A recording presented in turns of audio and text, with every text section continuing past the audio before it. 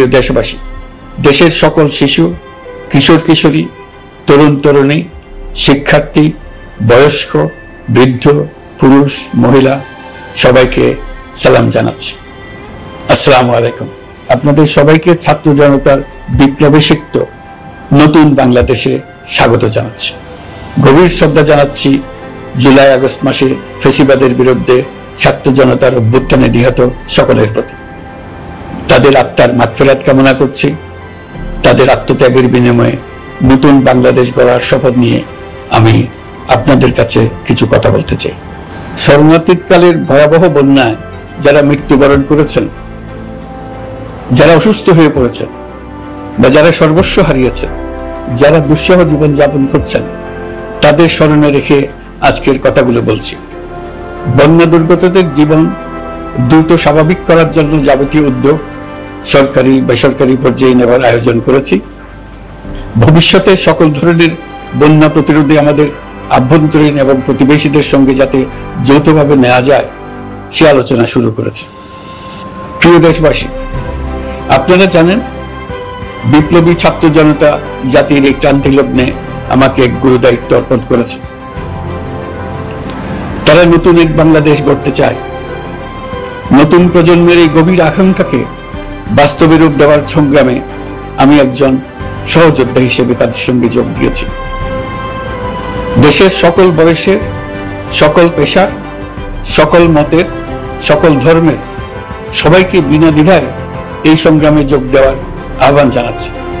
প্রিয় দেশবাসী, লক্ষ লক্ষ শহীদের রক্তের বিনিময়ে এবং লক্ষ লক্ষ মা বোনের আত্মদানের বিনিময়ে যে বাংলাদেশ আমরা পেয়েছিলাম তা ফ্যাসিবাদ এবং স্বৈরাচারের হাতে ধ্বংস হয়ে গেছে। আপনারা দেখেছেন আমাদের প্রতিটি প্রতিষ্ঠানকে তারা কিভাবে শেষ করেছে। দেশের রন্ধ্রে রন্ধ্রে ঢুকে গেছে দুর্নীতি। এমন এক দেশে আমাদের দেশ রূপান্তরিত হয়েছে যেখানে স্বৈরাচারের পিয়নও দুর্নীতির মাধ্যমে 400 কোটি টাকার সম্পদ করার মতো অকল্পনীয় কাজ করে গেছে নির্বিবাদে। শিক্ষা খাতকে পঙ্গু করে দিয়েছে। ব্যাংকিং ও শেয়ার বাজার খাতে লুটপাট, প্রকল্প ব্যয়ে বিশ্ব রেকর্ড, অবাধ সম্পদ পাচার, আইন শৃঙ্খলা রক্ষাকারী সংস্থাকে নিজ দলের পুতুলে রূপান্তর, বাক স্বাধীনতা হরণ, মানবাধিকার হরণ, এসবই হিমশৈলের অগ্রভাগ মাত্র। ক্ষমতা কুক্ষিগত করতে ফ্যাসিবাদী সরকার খর্ব করেছে জনগণের সাংবিধানিক ক্ষমতা ও অধিকার। দুঃশাসন, দুর্নীতি, অন্যায়, অবিচার, নিপীড়ন, বিচারের নামে প্রহসনের মাধ্যমে জনসুরক্ষা বিপন্ন করেছে। জনগণকে নির্যাতন, বঞ্চনা ও বৈষম্যের মুখোমুখি দাঁড় করিয়ে দিয়েছে। নতুন প্রজন্মের মানুষ সহ কোটি কোটি মানুষের ভোটাধিকারকে বছরের পর বছর হরণ করেছে। মানুষের এগিয়ে যাওয়ার পথে সকল ধরনের প্রতিবন্ধকতা তৈরি করে স্বৈরাচার তার নিজের, পরিবারের ও দলের কিছু মানুষের হাতে দেশের মালিকানা তুলে দিয়েছে। প্রিয় দেশবাসী, কিন্তু এই দ্বার প্রান্তে দাঁড়িয়েই আমাদের গড়তে হবে স্বপ্নের বাংলাদেশ। বৈষম্যহীন, শোষণহীন, কল্যাণময় এবং মুক্ত বাতাসের রাষ্ট্রের যে স্বপ্ন নিয়ে ছাত্র জনতা আন্দোলনে ঝাঁপিয়ে পড়েছিল, আমি তাদের সেই স্বপ্ন পূরণে অঙ্গীকারবদ্ধ। আপনাদের সবাইকে এই শুভলগ্নে তাদের স্বপ্ন পূরণে সমস্ত শক্তি নিয়ে এগিয়ে আসার আহ্বান জানাচ্ছি। তাদের স্বপ্ন আমাদের স্বপ্ন। জাতীয় জীবনে তরুণরা একটা মহা সুযোগ সৃষ্টি করে দিয়েছে। আমরা সবাইকে সুযোগ ব্যবহার করার কাজে এগিয়ে আসতে আহ্বান জানাচ্ছি। গণরোষের মুখে ফ্যাসিবাদী সরকার প্রধান দেশ ত্যাগ করার পর আমরা এমন একটি দেশ গড়তে চাই যেখানে প্রতিটি নাগরিকের মানবাধিকার থাকবে পুরোপুরি সুরক্ষিত। আমাদের লক্ষ্য একটাই, উদার, গণতান্ত্রিক, বৈষম্যহীন, অসাম্প্রদায়িক বাংলাদেশ। আমরা এক পরিবার, আমাদের এক লক্ষ্য। কোনো ভেদাভেদ যেন আমাদের স্বপ্নকে ব্যাহত করতে না পারে, সেজন্য আমরা প্রতিজ্ঞাবদ্ধ। বর্তমান সরকারের দায়িত্ব গ্রহণের মাত্র 2 সপ্তাহ শেষ হল। কর্মযাত্রার প্রথম পর্যায়ে রাষ্ট্র সংস্কারের কাজে আপনাদের কাছ থেকে যে সমর্থন পাচ্ছি সেজন্য আন্তরিক ধন্যবাদ। আমরা অনুধাবন করছি যে আমাদের কাছে আপনাদের প্রত্যাশা অনেক। এই এই প্রত্যাশা পূরণে আমরা বদ্ধপরিকর। যদিও দীর্ঘদিনের গণতন্ত্রহীনতা, 15 বছরের ফেসিবাদী শাসন ব্যবস্থা প্রায় প্রতিটি ক্ষেত্রেই আমাদের জন্য পর্বতসম চ্যালেঞ্জ রেখে গিয়েছে, কিন্তু এই চ্যালেঞ্জ গ্রহণে আমরা প্রস্তুত। আজ আমি সরকারের পক্ষ থেকে আপনাদের দোয়া ও সহযোগিতা কামনা করতে আপনাদের সামনে এসেছি। শুধু আমি বলবো, আপনাদের একটু ধৈর্য ধরতে হবে। এখনই সব দাবি পূরণ করার জন্য জোর করা, প্রতিষ্ঠানে ঢুকে ব্যক্তিবিশেষকে হুমকির মধ্যে ফেলা, মামলা গ্রহণের জন্য চাপ সৃষ্টি করা, বিচারের জন্য গ্রেফতারকৃত ব্যক্তিকে আদালতে হামলা করে আগেই এক ধরনের বিচার করে ফেলার যে প্রবণতা, তা থেকে বের হতে হবে। ছাত্র জনতার বিপ্লবের গৌরব ও সম্ভাবনা এসব কাজে ম্লান হয়ে যাবে। নতুন বাংলাদেশ গড়ার প্রচেষ্টা হইতে ব্যাহত হবে। রাতারাতি এই পরিস্থিতি থেকে উত্তরণ কঠিন। নড়বড়ে এক কাঠামো, আমি বরং বলবো জনস্বার্থের বিপরীতমুখী এক কাঠামোর উপর দাঁড়িয়ে আমাদেরকে দেশ পুনর্গঠনের কাজে হাত দিতে হয়েছে। আমরা এখান থেকেই বাংলাদেশকে এমন ভাবে করতে চাই যেন এদেশে জনগণই সত্যিকার অর্থে সকল ক্ষমতার উৎস হয়, বিশ্ব দরবারে একটি মানবিক ও কল্যাণকর রাষ্ট্র হিসেবে সমাদৃত হয়। তরুণ প্রজন্ম, শিক্ষার্থী ও জনতার আত্মত্যাগের প্রতি সম্মান জানাতে রাষ্ট্র সংস্কারের কাজে সফল আমাদের হতেই হবে, এর আর কোনো বিকল্প নেই। প্রিয় দেশবাসী, আপনারা ইতিমধ্যে জেনেছেন জুলাই আগস্ট মাসে গণ অভ্যুত্থানে বল প্রয়োগ ও হতাহতের যে দুঃসহ ঘটনা ঘটানো হয়েছে তার স্বচ্ছ তদন্ত করতে জাতিসংঘের মানবাধিকার কমিশনের প্রধানকে বাংলাদেশে এসে তাদের তদন্ত শুরু করতে আমরা আমন্ত্রণ জানিয়েছি। তদন্তের এই প্রক্রিয়া এই সপ্তাহে শুরু হবে। তাদের প্রথম দল ইতিমধ্যে এসে গেছে।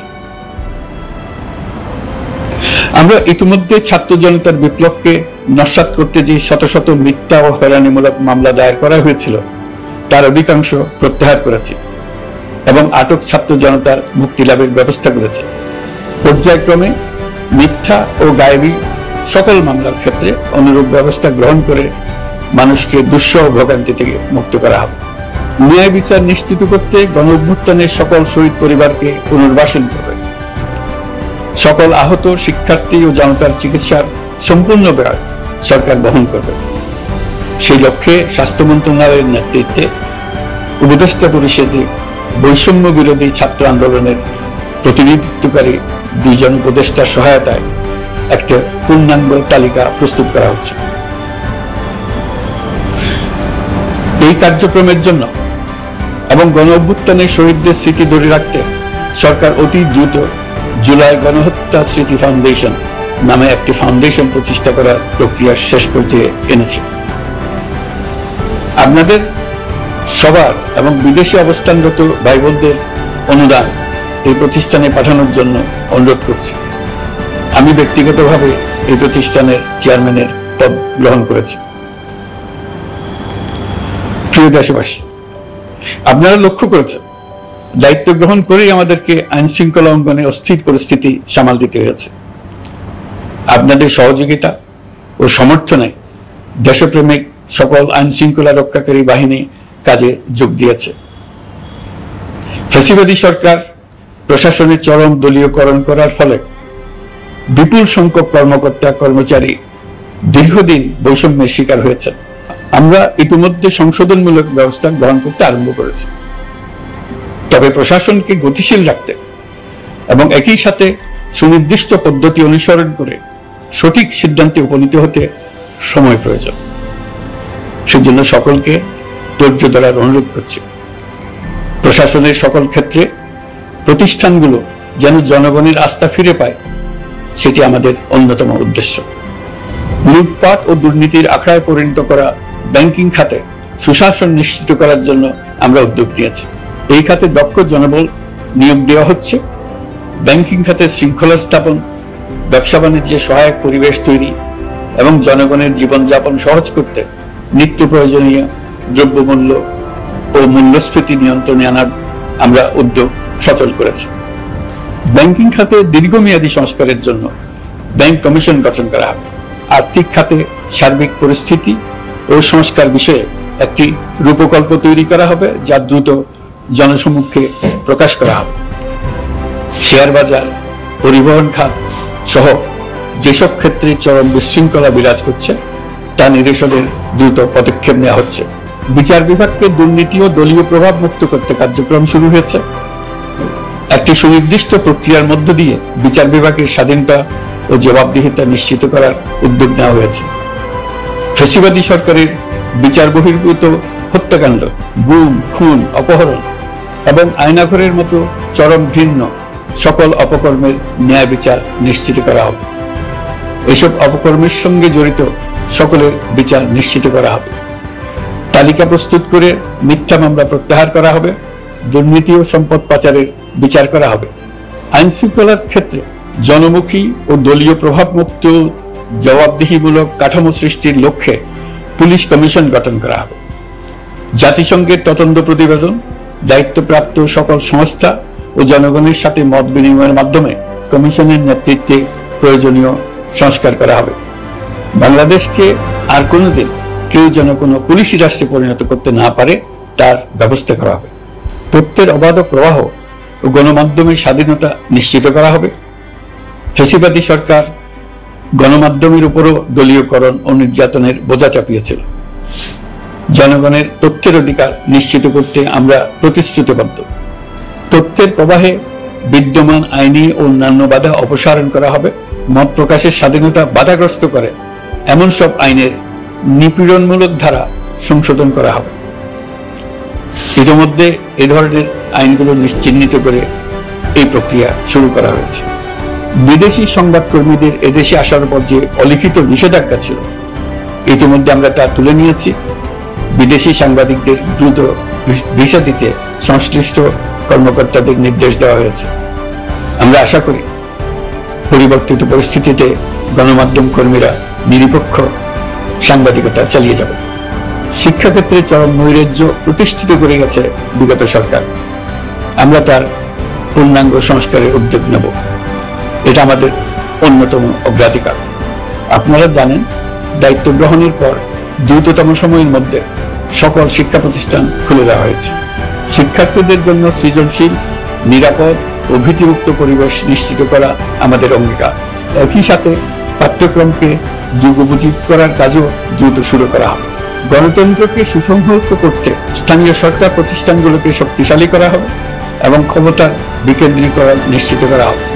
ছাত্র জনতার গণঅভ্যুত্থানকে সফল পরিণতি দিতে প্রশাসন, বিচার বিভাগ, নির্বাচন কমিশন ও নির্বাচনী ব্যবস্থা, আইন শৃঙ্খলা খাত এবং তথ্য প্রবাহে প্রয়োজনীয় সংস্কার সম্পূর্ণ করে অবাধ ও সুষ্ঠু অংশগ্রহণমূলক নির্বাচন আয়োজন করা হবে। এর লক্ষ্য হবে দুর্নীতি, লুটপাট, গণহত্যার বিরুদ্ধে একটি জবাবদিহিতামূলক রাজনৈতিক বন্দোবস্তের সূচনা। বর্তমান সরকার দুর্নীতির বিরুদ্ধে স্পষ্ট অবস্থান গ্রহণ করেছে। আমাদের সকল উপদেষ্টা দ্রুততম সময়ের মধ্যে তাদের সম্পদের বিবরণ প্রকাশ করবেন। পর্যায়ক্রমে এটা সকল সরকারি কর্মকর্তাদের ক্ষেত্রেও নিয়মিত এবং বাধ্যতামূলক করা হবে। রাষ্ট্রীয় পর্যায়ে দুর্নীতির বিরুদ্ধে ব্যবস্থা গ্রহণে সংবিধানের ৭৭ অনুচ্ছেদে প্রতিশ্রুত ন্যায়পাল নিয়োগে অধ্যাদেশ প্রণয়ন করা হবে। এবার কৃষি খাতের কথা একটু বলি। কৃষি নির্ভর বাংলাদেশে কৃষকের স্বার্থ যেন সুরক্ষিত থাকে, কৃষক যেন তার উৎপাদিত পণ্যের ন্যায্য মূল্য পায়, তা নিশ্চিত করা হবে। প্রবাসী শ্রমিকরা যেভাবে বৈষম্য বিরোধী ছাত্র জনতার আন্দোলনকে সমর্থন দিয়েছে, মুক্তিকামী জনগণ তা কৃতজ্ঞ চিত্তে স্মরণ করে। তাদের প্রতি সকল পর্যায়ে সম্মানজনক আচরণ নিশ্চিত করা হবে। বাংলাদেশের স্বাস্থ্য খাত অন্যতম দুর্নীতিগ্রস্ত খাত। জনগণের জন্য পর্যাপ্ত স্বাস্থ্যসেবা নিশ্চিত করার লক্ষ্যে স্বাস্থ্য খাতে প্রয়োজনীয় সংস্কার করা হবে। এই খাতে সংশ্লিষ্ট সকলকে জবাবদিহিতার আওতায় আনা হবে। হাসপাতালগুলোকে আধুনিকায়নের উদ্যোগ নেওয়া হবে এবং সেখানে সরকারি ডাক্তার সহ বিশেষজ্ঞদের নিয়মিত উপস্থিতি নিশ্চিত করা হবে। স্বাস্থ্যসেবা যাতে নির্দিষ্ট কিছু অঞ্চলে কেন্দ্রীভূত না থাকে, দেশের সব অঞ্চলের মানুষ সমান স্বাস্থ্যসেবা পায়, সে লক্ষ্যে প্রয়োজনীয় উদ্যোগ নিতে আমরা বদ্ধপরিকর। বর্তমান প্রজন্ম অনেক বেশি সচেতন। বিশ্বের বিভিন্ন প্রান্তে ঘটে যাওয়া পরিবর্তন বিষয়ে তারা ওয়াকিবহাল শুধু নয়, তারা নেতৃত্ব দিচ্ছে। তারা যে উন্নয়নের স্বপ্ন দেখে তা টেকসই এবং পরিবেশ বান্ধব, প্রকৃতি ধ্বংসকারী উন্নয়ন নয়। শুধু জিডিপি একটি দেশের উন্নয়নের মাপকাঠি হতে পারে না। নদী, নালা, খাল, বিল, পাহাড়, বন, মাটি আর বাতাস ধ্বংস আর দূষিত করে যে উন্নয়ন হয় তা দীর্ঘমেয়াদী টেকসই নয়। জীবাশ্ম জ্বালানির বিরুদ্ধে পরিবেশবাদীদের সাথে আমাদের সরকারের অবস্থান সামঞ্জস্যপূর্ণ। জলবায়ু পরিবর্তন রোধ করতে এবং আগামী প্রজন্মের জন্য সুস্থ একটা পৃথিবী রেখে যেতে কার্বন নিঃসরণ শূন্যের কোঠায় নামিয়ে আনার বিকল্প নেই। আমাদের সরকার পরিবেশ ও জলবায়ু রক্ষায় সর্বোচ্চ গুরুত্ব দেবে। এই কার্যক্রমে তরুণ সম্প্রদায়কে সম্পৃক্ত করা হবে। ইতিমধ্যে বিভিন্ন রাষ্ট্র ও জাতিসংঘ বর্তমান সরকারের কর্মসূচির প্রতি সমর্থন ব্যক্ত করেছে। আমরা সকল রাষ্ট্রের সাথে বন্ধুত্বপূর্ণ সম্পর্ক বজায় রাখব। আমাদের পররাষ্ট্রনীতির ভিত্তি হবে পারস্পরিক আস্থা, বিশ্বাস ও সহযোগিতা। আমরা মানবাধিকার আইন সহ সকল আন্তর্জাতিক আইনের প্রতি শ্রদ্ধাশীল। আমাদের পক্ষ থেকে গুম বিষয়ক আন্তর্জাতিক চুক্তির পক্ষরাষ্ট্র হওয়া সহ বিভিন্ন পদক্ষেপ নেওয়া হয়েছে। ইতিমধ্যে পক্ষভুক্ত এমন সকল আঞ্চলিক ও দ্বিপাক্ষিক চুক্তি ও সমঝোতা বাস্তবায়ন করে যাব। আমাদের সরকার রোহিঙ্গা সমস্যার বাস্তবসম্মত সমাধানের লক্ষ্যে আন্তর্জাতিক সম্প্রদায়ের সাথে কাজ করে যাব। আমরা জাতীয় ঐক্যে বিশ্বাসী।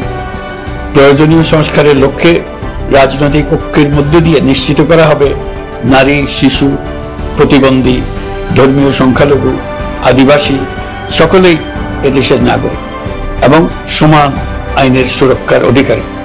তাদের সকলের মানবিক অধিকার সহ অন্যান্য সকল অধিকার নিশ্চিত করার উদ্যোগ নেওয়া হবে। এই জন্য আমি উপদেষ্টা পদমর্যাদা সম্পন্ন একজন বিশেষ সহকারী নিয়োগ দিয়েছি, যার দায়িত্ব হবে জাতীয় সংহতি উন্নয়ন। বন্যা কবলিত এলাকার সকল মানুষের দুর্ভোগ লাঘবে সরকার সঠিক সহায়তা দেওয়ার জন্য সরকারের যত কার্যক্রম আছে তাদের সচল করেছে। ইতিমধ্যে উপদেষ্টাবৃন্দ বিভিন্ন এলাকার দায়িত্ব নিয়ে এলাকায় গেছেন। আমার কার্যালয়ে একটা নিয়ন্ত্রণ কক্ষ স্থাপন করা হয়েছে। বন্যা পরবর্তী কার্যক্রম নেওয়া হয়েছে। ভবিষ্যতে বন্যা নিয়ন্ত্রণের জন্য করণীয় কি স্থির করার জন্য পদক্ষেপ নেওয়া হচ্ছে। দেশপ্রেমিক সেনাবাহিনী, পুলিশ, বিজিবি, র্যাবকে গুম নির্যাতনের কাজে লাগিয়ে তাদের কলঙ্কিত করা হয়েছে। তারা দেশের গৌরব। তাদেরও কিছু অতি উৎসাহী সদস্যের কারণে পুরো বাহিনীকে আমরা কলঙ্কিত দেখতে চাই না। আমরা অপরাধীদের চিহ্নিত করতে চাই এবং তাদের শাস্তি দিতে চাই, যেন ভবিষ্যতে কারো হুকুমে দেশপ্রেমিক কোন বাহিনীর, পুলিশের, র্যাবের কোন সদস্য হত্যাকাণ্ড, গুম ও অত্যাচারে জড়িত হওয়ার সাহস না করে। তাদের কাছে হুকুম যত বড় কর্তৃপক্ষের কাছ থেকে আসুক না কেন, তারা তা উপেক্ষা করবে। ভবিষ্যতে উপরওয়ালার হুকুমে এমন ঘৃণ্য কাজ করতে বাধ্য হয়েছে এমন ব্যাখ্যা কারো কাছে গৃহীত না হয় তার ব্যবস্থা করা হবে। আমি দেশরক্ষা বাহিনী, পুলিশ বাহিনী এবং অন্যান্য সকল বাহিনীকে নির্দেশ দিয়েছি তারা তাদের মধ্যে যারা হত্যাকাণ্ড, গুম, খুন বা শারীরিক মানসিক অত্যাচারে সরাসরি জড়িত তাদের চিহ্নিত করে বিচারের ব্যবস্থা করতে, যারা গুম হয়েছে, হত্যার শিকার হয়েছে তাদের তালিকা প্রস্তুত করতে। তাদের পরিবার সমূহকে সান্ত্বনা দেওয়ার ভাষা আমার নাই। তাদের জীবনে শান্তি ফিরিয়ে আনতে আমরা প্রচেষ্টা অব্যাহত রাখব। আমি সকল দেশরক্ষা বাহিনী ও আইনশৃঙ্খলা বাহিনীকে তাদের উপর জনগণের সম্পূর্ণ আস্থা ফিরিয়ে আনতে সকল পদক্ষেপ গ্রহণ করতে নির্দেশ দিয়েছি। গত 15 বছরের দুর্নীতি, অর্থ পাচার ও জনস্বার্থ বিরোধী চুক্তি স্বাক্ষর, প্রকল্পের নামে লুটপাট ইত্যাদি তথ্য নিয়ে একটি শ্বেতপত্র প্রণয়নের জন্য আমি ইতিমধ্যে একটি কমিটি গঠন করেছি।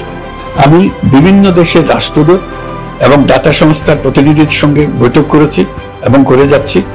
ছাত্র জনতার গণঅভ্যুত্থানের পর দেশ গঠনের জন্য সকল প্রকার আর্থিক অন্যান্য সহযোগিতার জন্য তাদেরকে অনুরোধ জানাচ্ছি। তারা এই ব্যাপারে আগ্রহ দেখাচ্ছে। তাদের কাছে আমাদের প্রস্তাব সমূহ প্রণয়ন করে দ্রুত পাঠানোর ব্যবস্থা নিয়েছে। তাদেরকে অনুরোধ জানিয়েছে তারা যেন পরিস্থিতির কারণে অতি দ্রুত অর্থ ছাড় করার ব্যবস্থা নেন। তাদেরকেও বলেছি যে অবস্থার মধ্য দিয়ে আমরা যাচ্ছি তা যেমন একটি দুর্যোগপূর্ণ সময়, তেমনি এটা জাতির জীবনে মস্ত বড় সুযোগ। এই সুযোগকে যেন আমরা পূর্ণভাবে কাজে লাগাতে পারি, সেই জন্য তাদের সহযোগিতা চেয়েছে। এই গণ অভ্যুত্থানে বিদেশে অবস্থানকারী বাংলাদেশিরা অত্যন্ত গুরুত্বপূর্ণ ভূমিকা পালন করেছেন। জাতি তাদের অবদান বিশেষভাবে স্মরণ করবে।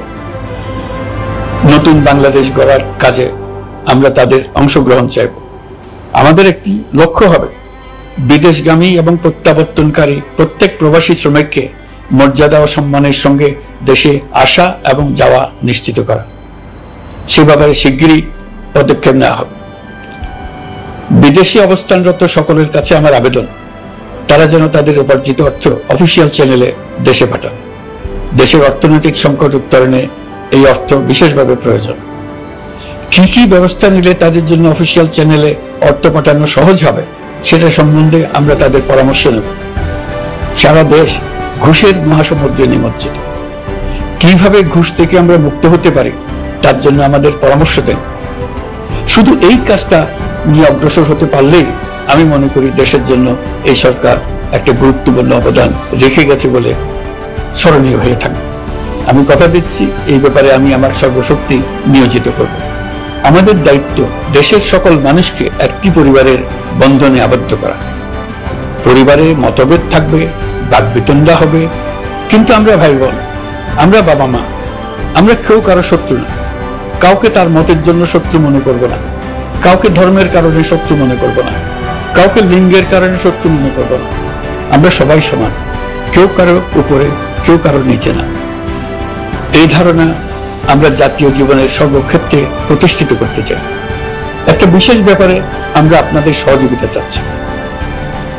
আমাদের দায়িত্ব গ্রহণের পর থেকে প্রতিদিন সচিবালয়ে, আমার অফিসের আশেপাশে, শহরের বিভিন্ন স্থানে সমাবেশ করা হচ্ছে।